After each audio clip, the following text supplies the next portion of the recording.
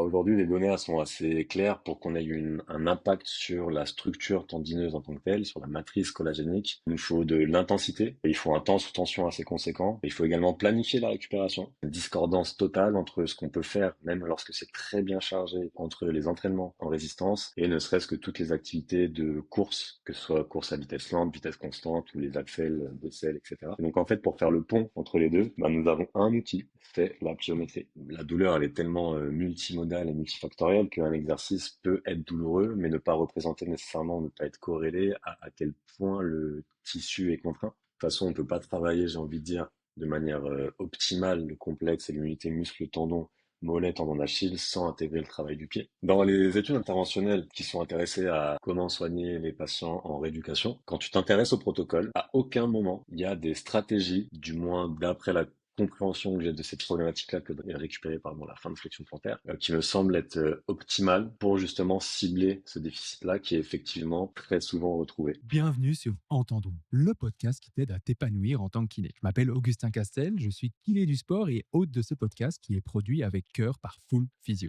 Alors chaque mois, vous êtes plus de 10 000 à nous écouter ou à même visionner nos épisodes dans lesquels nous recevons des professionnels passionnés qui viennent partager leurs astuces et leurs meilleurs conseils pour booster votre pratique clinique. D'ailleurs, un petit mot à propos de Full Physio qui est l'app incontournable utilisée par plus de 20 000 professionnels de la santé.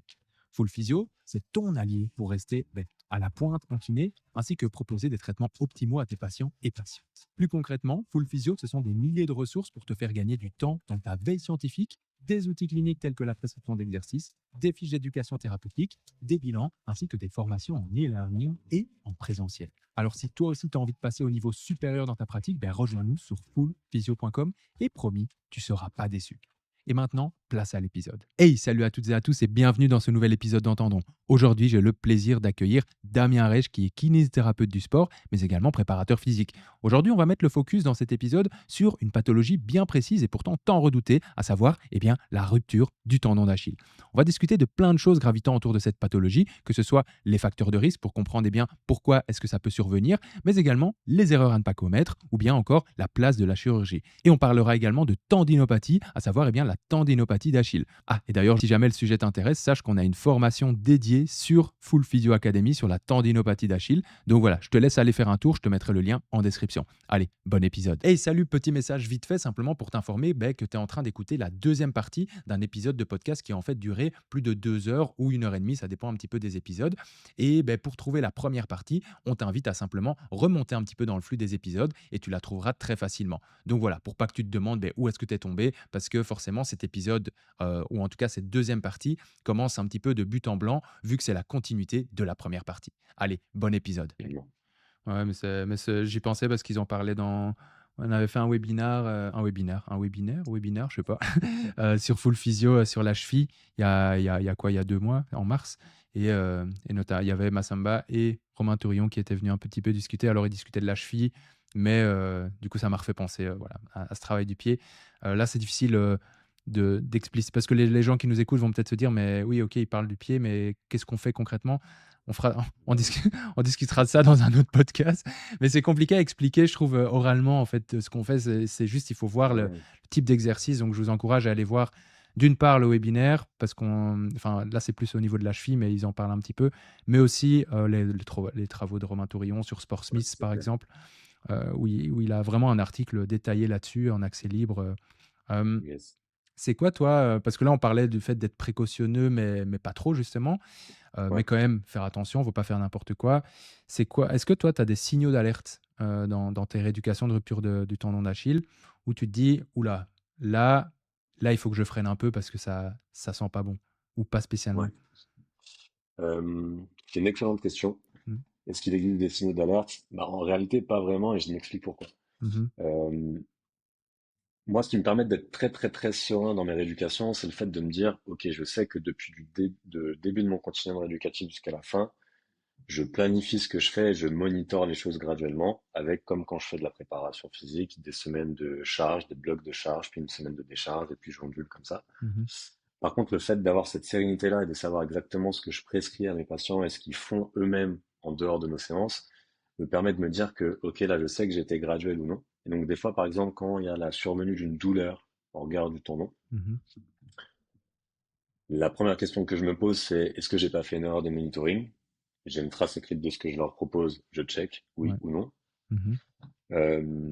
Derrière, c'est également se poser la question de se dire, ok, il ressent une douleur en regard de son tendon d'Achille, mais est-ce que c'est une douleur parce que en ce moment, bah, il y a sa charge interne qui est pas au top et typiquement, je sais pas, pour X raison, il est fatigué, il dort pas bien, il est stressé ou il a des problèmes au travail, que sais-je, et donc du coup, ça peut contribuer à. Mhm.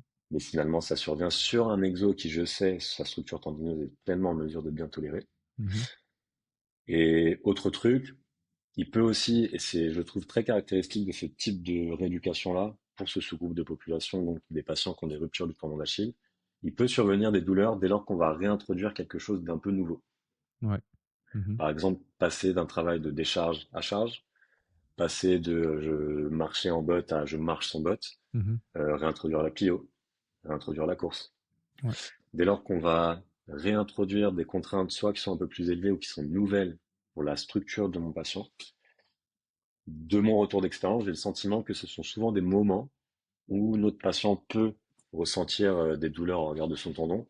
Et encore une fois, bah, si on est plutôt serein par rapport au monitoring de l'entraînement, de ce qu'on a planifié, et si on a fait les choses de manière à se blinder entre guillemets un maximum, donc de rendre la structure du tendon des plus robustes possible en fonction du moment de la rééduque, je reste assez serein. Et donc c'est pour ces raisons-là que oui, le signal d'alerte, ça peut être peut-être de la douleur, mais il Mhm. faut absolument le contextualiser Ouais. par rapport à l'exo, par rapport à là où on en est dans la réduc et par rapport à comment se sent le patient en ce moment. Ouais. Ouais, c'est important ce que tu dis là, hein, parce que clairement, je suis totalement d'accord avec toi. C'est souvent un truc qui arrive où il a mal, même, ça peut être même pendant quelques répétitions ou les premières minutes, et puis une fois qu'il refait l'exercice, tu redemandes, il fait non, ça va, et en fait, on n'en parle Ouais, plus. très souvent. Et Ouais, bon, du coup, je dis souvent aux patients, oui, c'est une douleur d'habituation, je dis ça, mais mhm, j'essaie de lui expliquer un peu que c'est, comme tu viens de le dire très justement, que ça fait longtemps qu'il a plus fait, que son corps, il interprète ça peut-être comme une menace, la structure est un petit peu froissée, là, comme ça, d'un coup, et c'est son moyen de lui dire calmos. Mais, yes, mais ouais, et puis c'est aussi, je sais pas à quel point tu tiens compte de ça aussi, mais la douleur du lendemain aussi. Tu vois, ouais, bien sûr. la douleur pendant, perso, j'y accorde l'importance, mais beaucoup moins que la douleur après et le lendemain. Ouais, Tu vois, si le patient, sur le moment, il a un petit peu de douleur, mais que le lendemain, il a plus rien et que le reste de la semaine, ça va, perso, je m'en fous un peu. Par contre, mhm, s'il me dit soit qu'il a pas de douleur pendant, mais qu'il me dit, ou même un petit peu pendant, mais qu'il me dit, ouais, non, le soir, même la nuit, j'ai senti que ouais, ça faisait mal, même au repos et tout, bah là, je me dis, ok, là, j'ai quand même poussé un peu trop le curseur, quoi. ouais. Mais là encore, tu vois, le monitoring de l'expérience douloureuse, c'est pas forcément le truc que je fais le plus, sauf si mon patient est demandeur Ok, que l'on le fasse. ouais. Pour une simple et bonne raison, selon moi, c'est que ça peut également amener à faire en sorte que notre patient il se focus énormément sur sa sensation douloureuse, C'est vrai. qu'il y ait une hypervigilance par rapport à ça, qu'on Mhm. active à fond son réseau de science, et donc bah, nécessairement, au bout d'un moment, il va avoir des douleurs. Ouais, ok. Et si jamais vraiment monitorer ça, j'ai pour habitude de leur proposer plutôt une échelle de confort pour, tu Mhm. sais, m'éloigner un peu de ce truc, c'est comment pour toi ta douleur, et Ah oui. plutôt d'un point de vue confort de 0 à 10, c'est comment pour toi le lendemain de nos séances. Ah oui, Ah bah ça va, je me sens plutôt bien, comme tu ça, vois. tu bypasses un petit peu le mot tout le temps, douleur, douleur, douleur. Exactement. Ouais, Parce que vraiment, et je pense même si on le fait chez n'importe quel de nos patients pendant 10 minutes, est-ce que t'as mal, est-ce que t'as mal, est-ce que t'as mal, il y a une probabilité vraiment au plafond qu'au bout d'un moment, il ait mal, ouais. de par l'hyperactivation du réseau de science et ce genre de choses. Et ça, moi, c'est une erreur que j'ai beaucoup faite. C'était, je demandais trop souvent la douleur aux patients. Tu vois, en séance, Yes. on faisait un exercice et je disais aux patients, ah, du coup, à combien est votre douleur? Et le deuxième exercice, à combien est votre douleur? Mais systématiquement, presque après chaque série, et je me rendais pas Mhm. compte. Et donc, c'est hyper juste ce que tu soulignes ici, parce que moi, c'est un truc sur lequel j'ai essayé de bosser pour m'améliorer, parce que je me rendais compte que j'étais trop hyper vigilant par rapport à cette douleur. Parce Ouais, qu'on parle beaucoup de monitorer cette douleur et du coup, beh, parfois, quand au plus on en parle, au plus on a mal parfois. Donc, exactement, c'est exactement. et toi, tes patients en rupture du tendon d'Achille, tu les vois, généralement combien de fois par semaine, on va dire? Alors ça peut sembler bizarre comme question, mais c'est parce qu'on est dans une ère aussi en ce moment où on parle de moins voir ses patients, et j'ai l'impression que parfois après une opération, là, je pense plus à, par exemple, une opération du plateau tibial où, par exemple, le patient, il peut pas prendre appui, on peut juste faire des mobs. Ben, parfois, je me dis, à quoi bon le voir 4 fois par semaine si au final, la plupart des choses, il peut les faire chez lui en automobilisation, en machin, s'il est assez autonome. Là, je pense un peu aussi à la rupture du tendon d'Achille. Voilà, toi, comment tu organises ça généralement avec tes patients? Est-ce que tu en profites pour faire du cross-training? J'en sais rien. Bref. Et- C'est très dépendant de plusieurs facteurs et du patient que j'ai en face de moi. Ouais. Il y a des patients qui, très vite, après la première séance, vont bien comprendre ce qu'ils peuvent faire, ce qu'ils ne doivent pas faire. Et il y a vraiment un gros travail d'éducation quand on leur expliquer surtout ce qu'ils ne doivent pas faire, qui Mhm. pourrait engendrer des conséquences très, euh, vraiment catastrophiques pour la fonction derrière. Mhm. Euh, donc il y a ce premier truc-là d'éducation. Si je vois qu'ils captent bien, je suis en mesure au début de les voir peut-être qu'une fois par semaine. Ouais. Et puis dès lors qu'on va pouvoir mettre un peu plus de charge, etc., bah, qu'ils reviennent un peu plus fréquemment, avant qu'ils construisent un programme, s'ils sont en mesure d'aller en salle pour travailler seuls, et puis on se revoit ponctuellement. Euh, Maintenant, il y a aussi ces patients qui souhaitent ne pas aller en salle.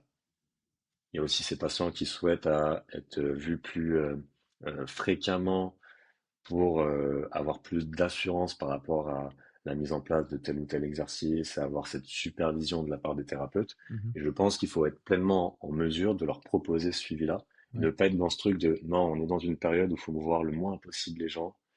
Donc, quoi qu'il en soit, toi, Ouais. je te verrai une fois par semaine, voire une fois toutes les 2 semaines, etc. Mhm. Je pense qu'il faut vraiment essayer de faire du sur-mesure. Et si le patient a besoin de réassurance, de supervision, etc., ne pas s'interdire que de les voir 2 fois par semaine, c'est pleinement OK. Mhm. Ouais. Euh, donc voilà, je m'adapte vraiment à la personne. Il y a des gens que je vais pouvoir voir une fois dans la semaine, d'autres 2 fois, même 3 fois dans leur première semaine post-intervention si jamais ils se font opérer, Ouais. si jamais je m'aperçois qu'ils captent pas forcément très bien ce que j'essaie de leur proposer dès la première séance. Mhm. Donc c'est vraiment du sur-mesure, il n'y a pas de règle universelle. Mhm. C'est vraiment, j'aime beaucoup dire n égale 1. Ok. Ouais. Donc on s'adapte à la personne qui est en face de nous, ses ressources, ses besoins. Mhm. Ok. Ouais. Et puis voilà. Ok. Et tu vois, une limitation qui fait souvent peur après une rupture, hein, c'est d'ailleurs les patients demandent, surtout par exemple s'ils font du basket, etc. C'est ouais, ok, t'es bien gentil avec tes exercices, mais est-ce que je vais récupérer ma détente, moi? Parce que je sautais avant assez haut pour faire un dunk. Là, je trouve que quand on monte en montée sur pointe, je galère quand même. D'ailleurs, je trouve que à titre personnel, c'est dans toutes les rééducations, c'est souvent compliqué de récupérer la pleine flexion plantaire. Tu vois, je trouve qu'il y a souvent ces derniers degrés de flexion plantaire qui sont un peu dans le vide comme ça, et le patient se met sur les deux pointes, il lâche, et puis il y a toujours ce petit drop, et c'est ces derniers degrés de flexion qui sont difficiles à récupérer.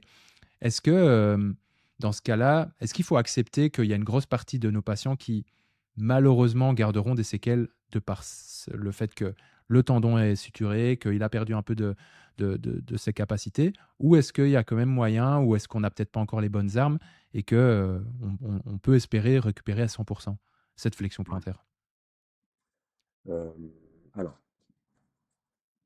dans les études interventionnelles qui sont intéressées à comment soigner les patients en rééducation, quand tu t'intéresses au protocole, à aucun moment il y a des stratégies, du moins d'après la compréhension que j'ai de cette problématique-là, que de récupérer pardon, la fin de flexion plantaire, qui me semble être optimale Mhm, pour justement cibler ce déficit-là qui est effectivement très souvent retrouvé. mhm, C'est-à-dire qu'ils font rien véritablement pour, et puis à la fin de l'étude, ils disent, bah, il y a tant de pourcents de personnes qui présentent. ok, Mais en réalité, de mon expérience, c'est quelque chose qui est pleinement récupérable. Alors effectivement, j'ai eu des cas pour lesquels, et je me pose encore la question du pourquoi, du comment, mhm, j'ai pas réussi à récupérer les derniers degrés.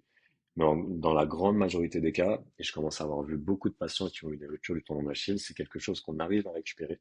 mhm, Et pour la récupérer, il y a plusieurs trucs à mettre en place, plusieurs modalités. La première, c'est que ça soit précoce. C'est-à-dire que dès lors que notre patient est en mesure d'activer son muscle et de faire des mouvements dynamiques, bien qu'il soit encore en décharge, qu'on travaille par exemple dans la botte, on doit d'ores et déjà être en mesure de cibler un maximum de flexion plantaire en termes d'amplitude. ok, Le deuxième truc, c'est qu'il faut absolument que chaque exo qu'on mette en place, ayant pour objectif de récupérer cette fin de flexion plantaire, soit véritablement très intense. Mhm. Et généralement, quand je le fais expérimenter à mes patients ou même aux apprenants en formation, c'est un peu le pire moment d'un point de vue ressenti, parce que véritablement, on a des sensations qui sont, comment dirais-je, vraiment pas cool. Dis poliment. Voilà, vraiment pas cool, dit poliment. Ok. Mais il faut absolument que ça soit intense. Et également, il faut que ça soit un peu comme quand on a un patient qui a un déficit en fin de flexion d'épaule, on va chercher, parce qu'il y a un déficit d'activation, on va chercher à le placer dans le secteur déficitaire, puis on va mettre de l'intensité. Au début, ça va pas bouger, puis progressivement, ils vont récupérer. Ouais. Et bien là, il y a la même réflexion à avoir avec ces patients-là, c'est-à-dire les placer absolument dans le secteur où ils sont déficitaires également. Mhm. Et ensuite, par certaines stratégies, faire en sorte que ils soient en mesure d'activer leur complexe mollet tendon d'Achille, en tout cas mollet, Mhm. dans ce secteur-là, sans mettre en place au cours de la réalisation de l'exercice des stratégies de décharge. Et des Mhm. fois, c'est juste passer de l'extension pleine à un tout petit peu de flexion de genou Ouais. qui se voit que très peu. Et Mhm. quand tu leur sollicites en mode tiens bien ton genou bien droit, hop, tu vois qu'il récupère la totalité de l'extension et auquel cas là ça reprend quasiment de nouveau très rapidement. Ouais. Mhm. Donc il y a l'intensité, la précocité, l'installation de l'exercice. Et il y a un autre truc aussi qu'on oublie, c'est que pour récupérer la fin de flexion plantaire, il faut que notamment notre pied soit bien rigide Mhm. et que notre pied soit en mesure de travailler avec notre mollet, notre tendon d'Achille. Donc, il ne faut pas oublier le travail des muscles du pied également dans cette fin de flexion plantaire. Ouais. Ok. Et ça encore, c'est un truc qu'à titre personnel, je n'ai encore jamais vu dans les, comment dirais-je, dans les protocoles de Ouais. rééducation, dans les papiers. Pour autant, si on le fait pas, on zappe une partie du boulot également. Ok. Ouais. Donc c'est possible de récupérer cette mobilité, enfin cette mobilité et cette force en fin de flexion plantaire. Mais, Ouais, euh, mais voilà, il faut aller la bosser spécifiquement là et au et pas final, ailleurs, ouais. Parce que je pense très que si on clairement. laisse le patient bosser, il va toujours rester dans son secteur de facilité Exactement. et c'est pas évident. Et c'est bien, bien le transmettre aux patients. Et puis un autre truc important dont j'ai pas parlé, mais c'est faut se rappeler aussi comment physiologiquement on est en mesure de produire de la force Mhm. avec nos fléchisseurs plantaires. On sait que pour produire de très hauts niveaux de force, on doit placer notre cheville dans une position de 20, 15, 20, 30 degrés de dorsiflexion, disons 20 degrés de Ouais. dorsiflexion. Auquel cas, c'est une position sur laquelle on va pouvoir charger lourd parce qu'on va être en mesure de produire de la force. Par contre, lorsqu'on souhaite travailler la fin de flexion plantaire et qu'on décharge pas nos barres ou que sais-je, et qu'on espère aller avec la même charge aussi haut, ce sera juste physiologiquement impossible parce qu'en flexion plantaire, notamment en fin de flexion plantaire, on n'est pas en mesure que de produire beaucoup de force. Mhm. Donc il faut aussi adopter une stratégie que j'appelle un peu hybride de je veux faire de la force ou de l'adaptation structurelle, ok je me place en flexion dorsale, en flexion dorsale pardon, et je charge très lourd. Mhm. Par contre pour la fin de flexion plantaire, il faut pleinement s'autoriser à décharger. Ouais. Et même du travail au poids de corps, ça va être très utile. Ok. Ouais, dans ce cas-là, ça prend tout son sens parce que Exactement. tu peux travailler sur les deux, puis tu passes sur un en essayant de maintenir la position, etc. Ouais, Ok. par exemple, ouais. Ouais. Ok.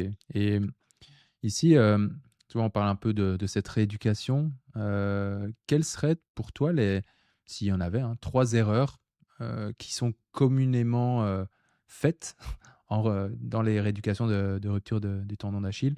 Je dis pas que tout le monde les fait, mais en tout cas, voilà, si tu pouvais supprimer 3 erreurs qui sont faites, que tu as pu faire, que j'ai pu faire, évidemment, que tout le monde a pu faire. D'accord. On n'est pas en train de dire qu'on ne fait pas d'erreur, évidemment.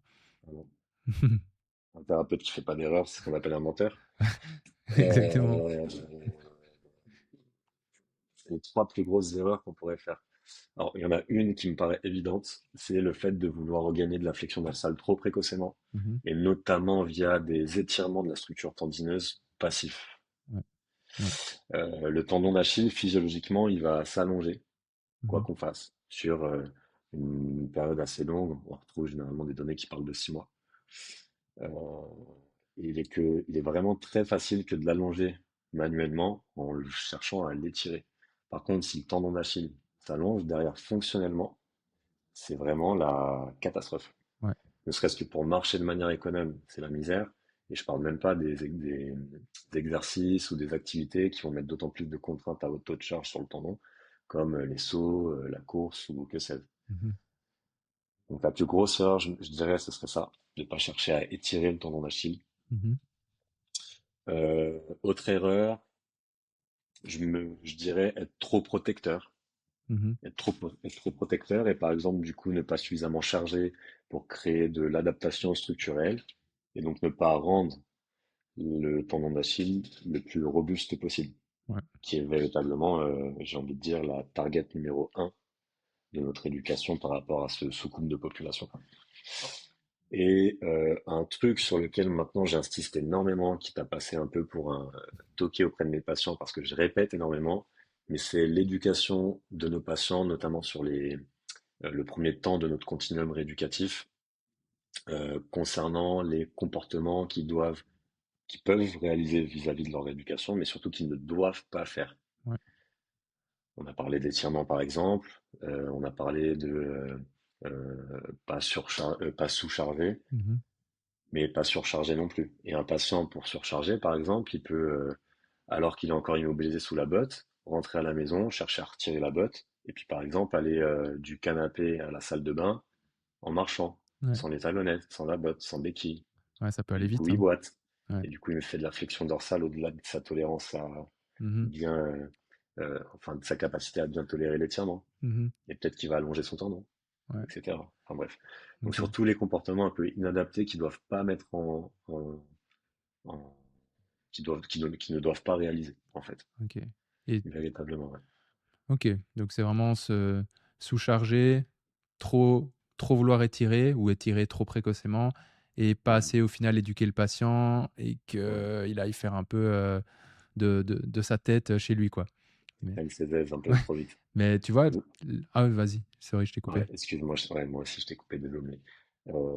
Tu vois, s'il y a bien un moment où, par moment, on peut s'autoriser à être nocebo avec nos patients, je pense qu'en début de rééducation, être un peu nocebo, leur disant que s'ils étirent derrière, il y a que deux possibilités. Si jamais le tendon s'allonge, c'est soit on repasse sur le billard, soit derrière, il faut accepter que fonctionnellement ça va être compliqué. Mhm. Je pense que ça peut être utile, par exemple. Faut lui Leur montrer mettre une un image espèce de petit coup de pression d'un déguisé, tendon, tu vois. d'un tendon qui Je, pète. Regardez, ça, c'est ce qui va arriver si vous vous étirez. peut-être pas juste là, mais jusque là, mais dans l'idée. Mais tu vois, on parle de pas étirer, et ça, c'est aussi une peur hein, dans la rééducation. Moi, c'est encore un truc qui me fait toujours peur, c'est de chercher trop vite cette flexion dorsale, parce que c'est Ouais, un truc genre irréversible, en mode, une fois que tu as étiré trop la structure, c'est comme un élastique qui est un peu trop mou. Tu peux faire ce ouais. que tu veux, ça va être compliqué. Comment toi tu définis un petit peu ces étapes? Est-ce que c'est selon le chirurgien qui te donne chaque fois, mais voilà, le protocole, les machins, ou est-ce que toi, tu tires un peu ton plan selon ce que tu as vu dans la littérature? Comment définir ça, en fait, justement, ces stades de progression? Yes.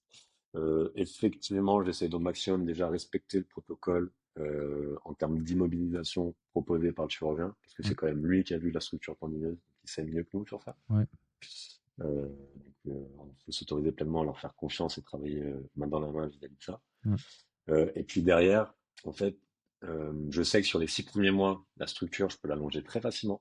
ouais.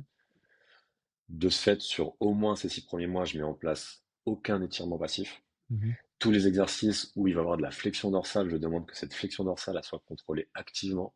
Mais ça, c'est juste du coaching avec mes patients.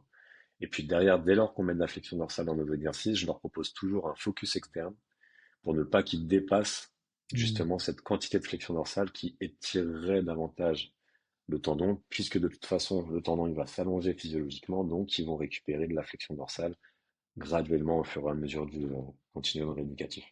Ok, ok, top. Et si jamais il y a des données aussi, mais bon, visuellement, je trouve que ça se fait assez bien d'un point de vue coaching, mais il y a des données qui montrent qu'en fonction de tel ou tel exercice, on met plus ou moins de flexion dorsale au sein de nos exercices. Donc ça Ok, peut être un support à utiliser pour si on a besoin d'un peu plus de sérénité dans la mise en place de nos exercices, par exemple. ouais, ok. Je crois que c'est les données de Gaudy, collaborateur en 2018, qui avaient montré ça. Ok, bah, c'est intéressant. C'est toujours cool d'avoir des études sur lesquelles s'appuyer, même si, comme tu dis, c'est visible. Mais voilà, soit au mieux, ça nous rassure, au pire, ça nous corrige. Mais, Exactement. et tu vois, on parlait de cette flexion plantaire maximale. Ah, donc, toi, tu nous as suggéré que c'était récupérable, que voilà, peut-être pas chez tous les patients, il y a toujours un patient qui ne va pas récupérer pour X ou Y raison, mais voilà, il ne faut pas partir du postulat que ce n'est pas récupérable. Mais c'est récupérable, mais en combien de temps? Généralement, ça fait plus appel à ton expérience, ça, je dirais, mais Ouais. je trouve ça intéressant de se dire: «OK, mon patient à 3 mois, j'invente, il a pas sa flexion plantaire maximale, c'est normal. Par contre, ça fait 9 mois, il est quand même censé l'avoir». Toi, c'est en général, je sais pas si c'est possible de le définir, mais à partir de combien de mois que si tu l'as pas, tu te dis: «Ouh là, je suis un peu en retard» ou la plupart de mes patients l'ont déjà récupéré d'habitude? Mm.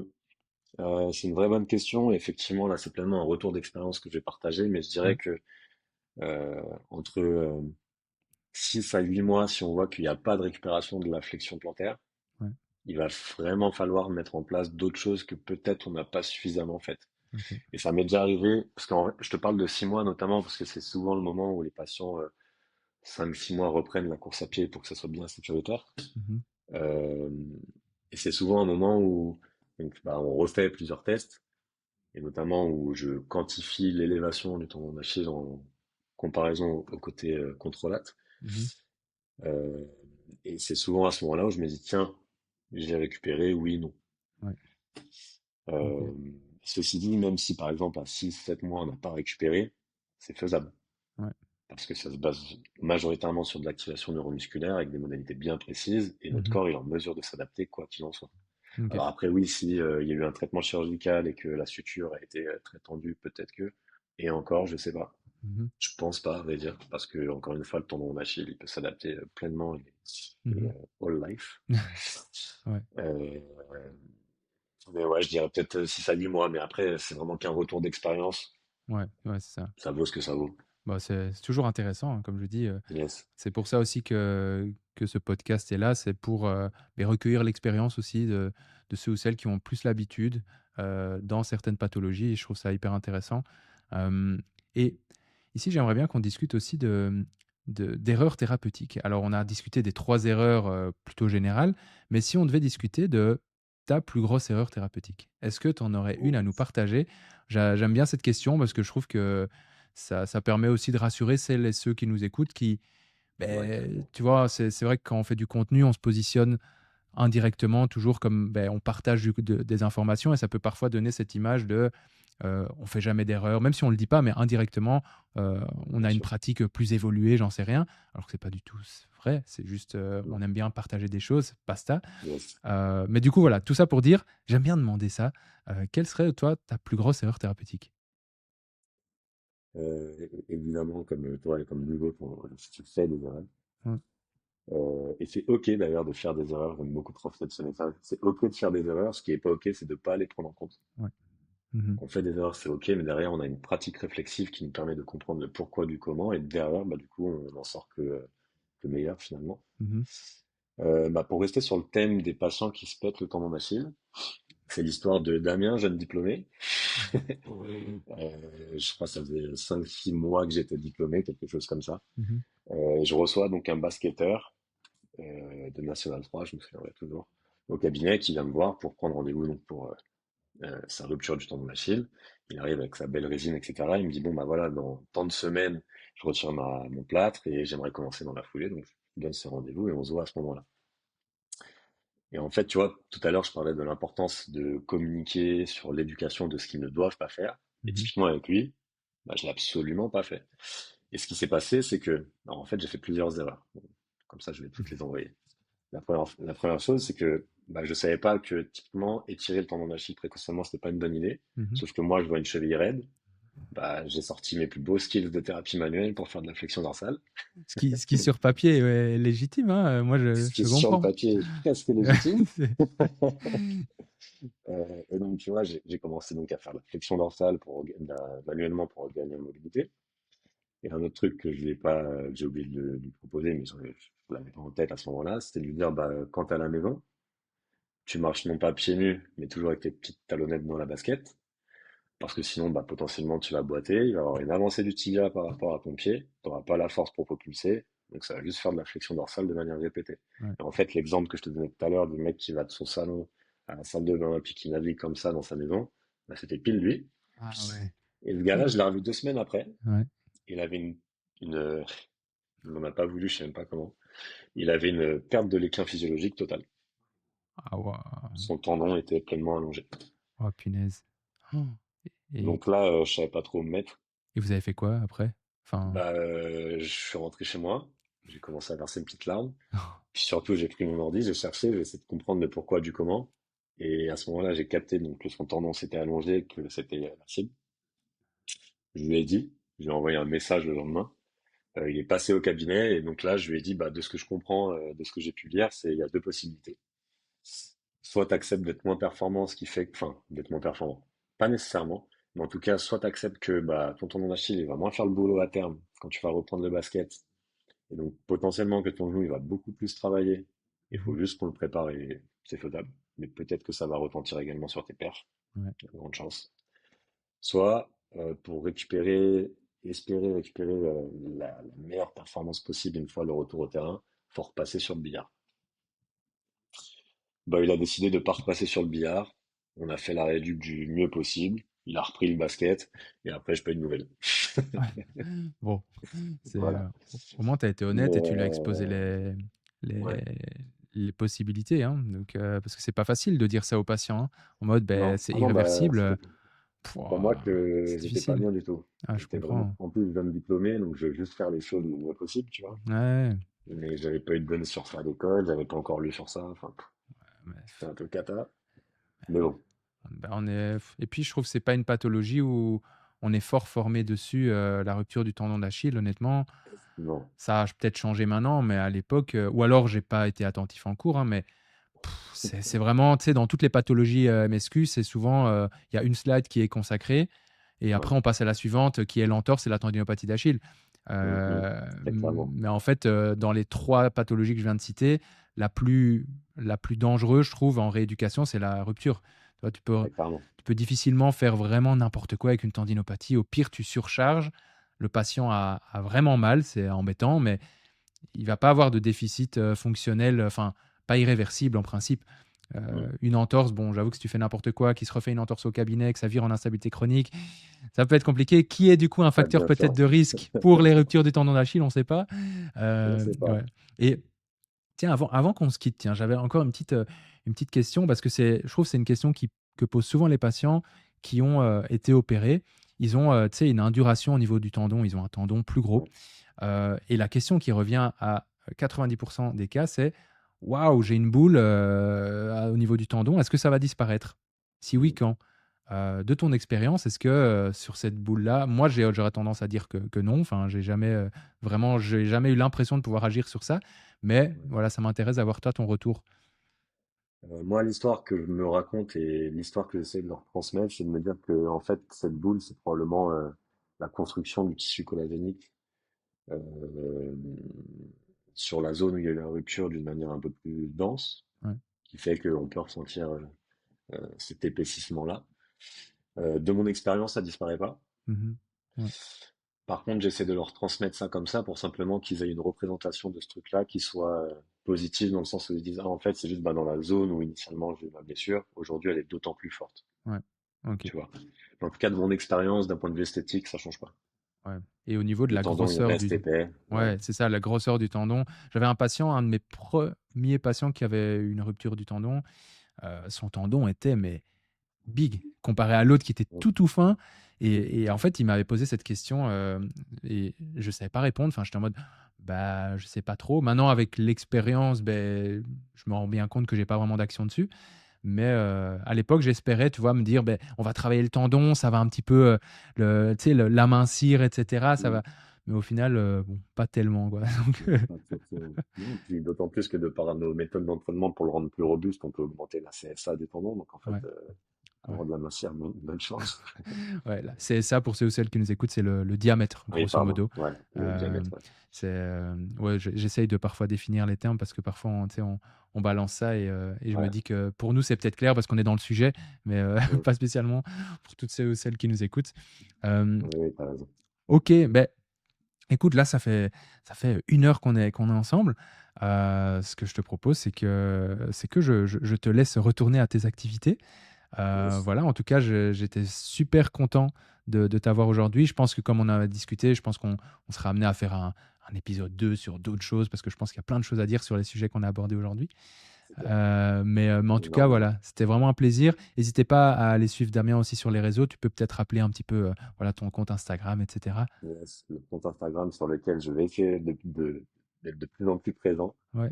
se nomme le Défi de Sport. Ok. Ben, je mettrai de toute façon je mets toujours le lien en description de ton compte pour ceux ou celles Yes, qui souhaitent aller voir, quoi. Donc voilà, mille merci en tout cas d'être passé sur Entendons. C'était vraiment un plaisir d'échanger avec toi. Et puis je te dis à très très vite de toute façon. yes. Bah, merci à toi, j'ai bien kiffé également. Trop bien. Allez, salut Damien, ciao, ciao. Alors avant de te quitter, simplement un petit message pour te remercier, toi qui es en train d'écouter ou de visionner ce podcast. Je ne sais pas si tu nous regardes plutôt sur YouTube ou si tu nous écoutes plutôt sur Spotify, Deezer, Apple Podcasts. Bref, il y a plein de façons de nous consulter. Mais donc voilà, merci beaucoup simplement, mais parce qu'aujourd'hui, vous êtes plus de 10 000 à nous écouter ou à nous visionner chaque mois sur Entendons. C'est vraiment un énorme cadeau pour nous de voir qu'il y a un tel engouement derrière le podcast, que vous êtes de plus en plus nombreux et nombreuses à nous suivre et à même nous faire vos suggestions en message privé. Bref, c'est vraiment une énorme récompense pour nous. En plus de ça, eh bien, vous êtes beaucoup à nous mettre des notes 5 étoiles sur vos plateformes d'écoute préférées. Et ça aussi, c'est hyper précieux. Ça peut sembler bateau parce que je me doute que dans tous les podcasts, vous entendez la même chose. Mais en tant que créateur de contenu et en tant qu'hôte de ce podcast, à titre personnel, je peux vous le dire, c'est vraiment une énorme récompense pour nous, mais de voir au moins que vous mettez 5 étoiles sur les plateformes d'écoute. Ça peut sembler rien, mais je vous assure que ça permet non seulement de nous référencer davantage, mais également ça nous donne un feedback direct de ce que vous avez pensé de ce podcast. Donc voilà. Encore une fois, mille merci. N'hésitez jamais à venir nous faire une suggestion, que ce soit pour un invité ou une invitée que vous aimeriez voir, une thématique ou bien d'autres choses. On est vraiment ouvert à tout. Si jamais vous voulez en discuter, n'hésitez jamais aussi à nous envoyer un mail, soit sur mon adresse mail augustin@fullphysio.com ou bien sur nos canaux, que ce soit sur Instagram, etc., en message privé. On essaiera toujours de répondre dans les plus brefs délais. Allez, encore mille merci pour ton soutien, encore mille merci pour votre soutien. Et puis, je vous dis à très très vite dans vos oreilles. Ciao, ciao.